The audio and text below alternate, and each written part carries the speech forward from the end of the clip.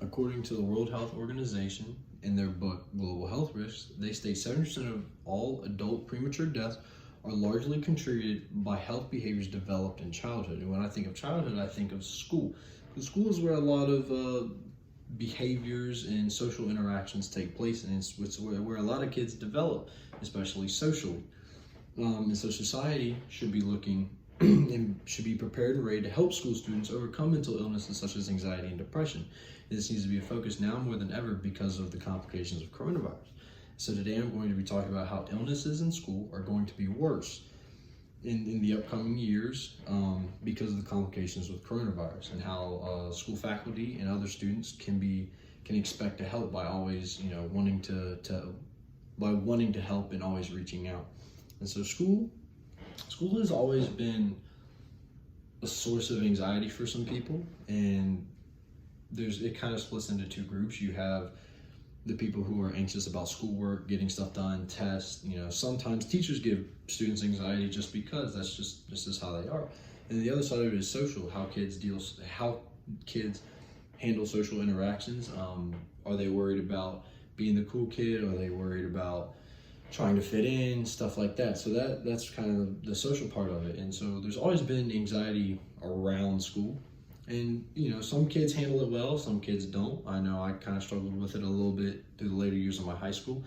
But this anxiety and the numbers of this is it's only going to get worse through the years. well, maybe not through the years, but right now with this coronavirus and kids not being able to have face-to-face interactions, for kids that are developing, say, K through 6th, 7th grade, that's where a lot of kids really develop social skills. And so according to Dr. Dimitri Christakis, the director of the Center for Child Health Behavior and Development at Seattle Children's Research Institute, on a Health Day Live interview, stated that teachers and administration should be prepared for a surge of mental health concerns among students. And this is due to kids missing out on a lot of important social interactions. And to go with that, it's a lot easier for students to learn when somebody's actually showing them, like right in front of them, they can ask for help.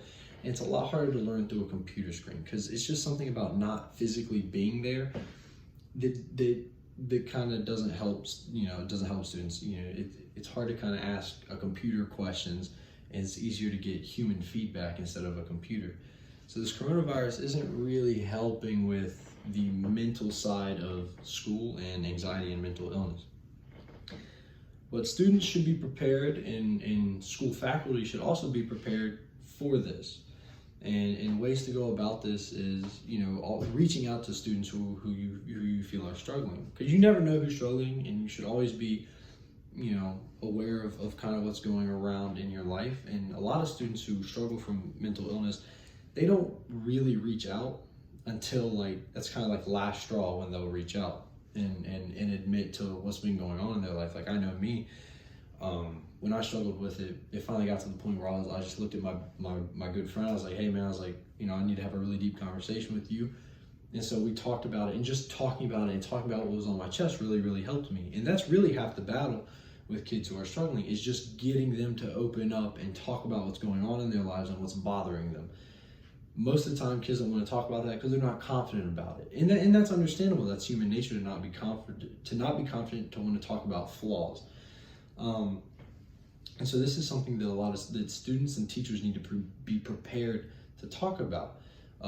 Dr. Stan Kutcher, the Sun Life Financial Chair in Adolescence Mental Health at Dalhousie University in Halifax, Canada, in his paper Mental Health in Schools, which was posted to the Canadian Teachers Federation, states, school-based anti-stigma activities present an opportunity to enhance understanding of mental illness and improve attitudes toward people living with mental illness. This is huge for getting kids to open up about what's going on in their lives, getting them to understand what's going on. So teachers implementing activities that get that shed a positive light on mental illness, because when people think of mental illness, they think of like delusional or crazy. It has a very negative stigma to it. So when kids think, do I have a mental illness, they're like, oh, well, I'm a loser, and it makes them not want to open up about it. But if you can change that stigma, that'll be good. So students need to be looking to help. So mental illness in school is something that's always going to be around. It's probably going to be around forever. And, you know, this coronavirus is not going to help, but students and teachers need to be prepared for this. And so society needs to make this an important topic, because you only get one brain, and, you know, you need to keep that thing healthy for as long as you possibly can.